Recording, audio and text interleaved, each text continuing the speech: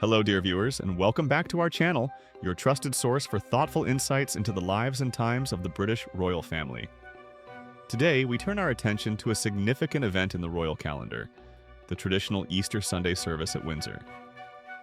While steeped in history and ceremony, this year's gathering presented a noticeably different picture, marked by the absence of some very familiar faces, even as other members of the family stepped forward to uphold tradition. We'll be exploring who was present, who chose to remain private, and what these shifts might signify for the monarchy during this unique period. Before we delve into the details of this poignant Easter observance, if you appreciate these in-depth royal updates, please do take a moment to like this video and subscribe to our channel. Your support helps us continue bringing you the stories that matter. The setting for this annual tradition was, as customary, the magnificent St. George's Chapel within the historic grounds of Windsor Castle.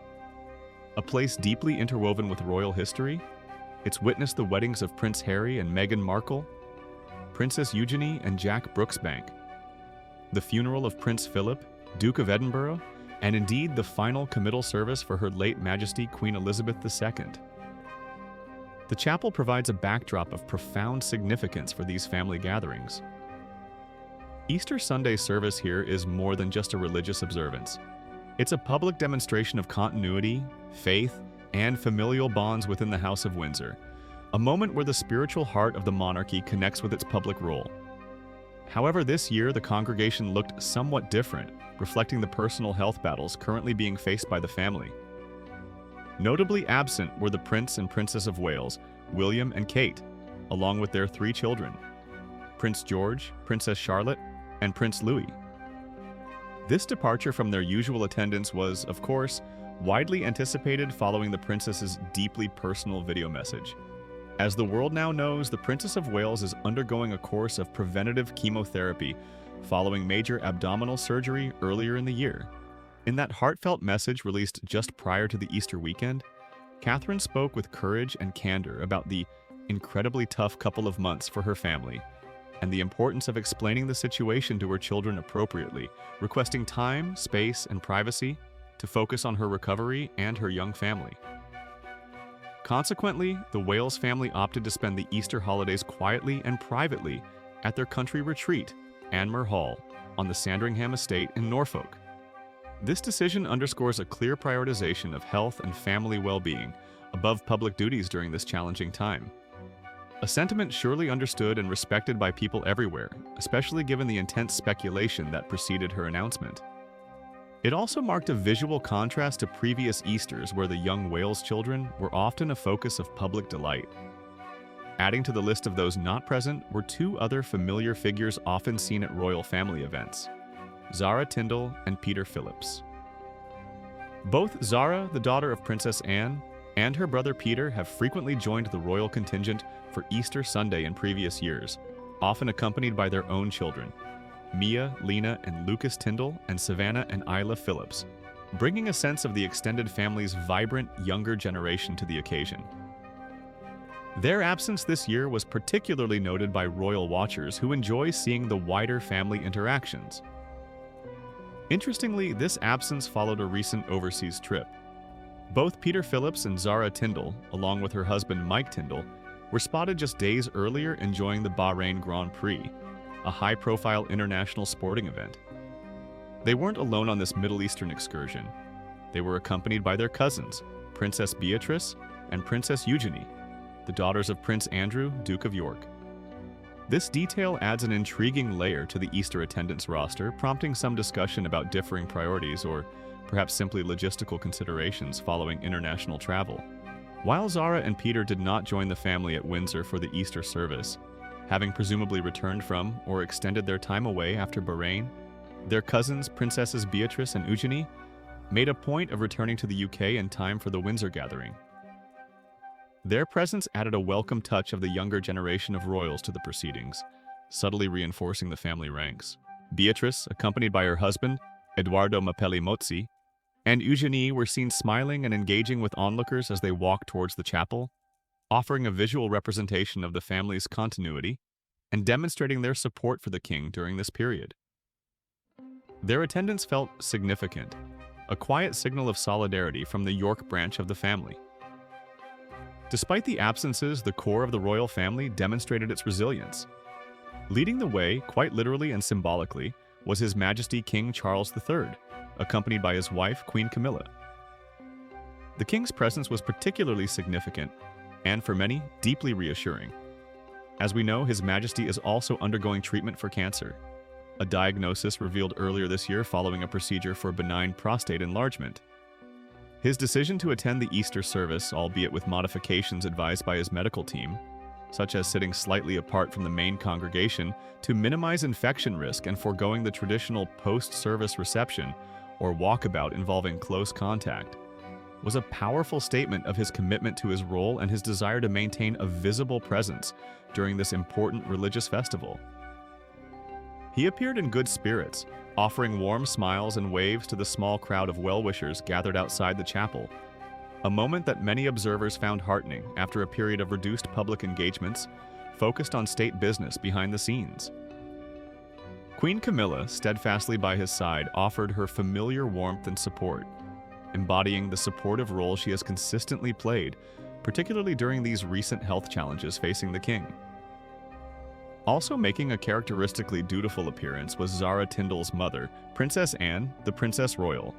Often lauded as one of the hardest-working members of the royal family, Anne's presence was entirely expected. Known for her no-nonsense approach and unwavering dedication to her duties, she embodies a sense of continuity and stability, a reliable figurehead within the institution. She was accompanied by her husband, Vice Admiral Sir Timothy Lawrence, himself a constant and supportive figure alongside the Princess Royal at countless official events over the decades. Princess Anne's attendance underscored the unwavering commitment of the senior generation of royals, carrying on traditions even when circumstances are altered. Perhaps one of the more discussed aspects of the attendance list was the presence of Prince Andrew, the Duke of York, who walked alongside other family members to the service. He was joined by his former wife, Sarah Ferguson, Duchess of York. While no longer a working royal following the controversies surrounding his association with Jeffrey Epstein, Prince Andrew's inclusion in private family events like the Easter service continues to draw attention and commentary.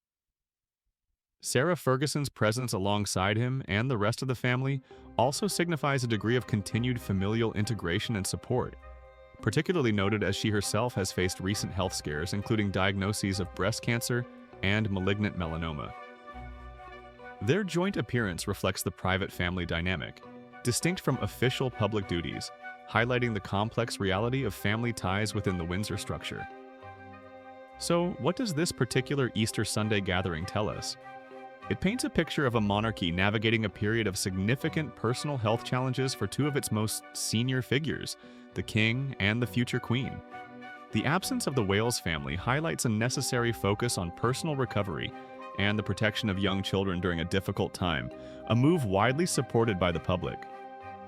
The decision by Zara Tyndall and Peter Phillips to skip the service, especially after their recent trip with their cousins who did attend, might simply reflect personal scheduling choices, the logistics of returning from travel, or perhaps different priorities within the extended family structure at this moment. A reminder that even royals navigate personal commitments.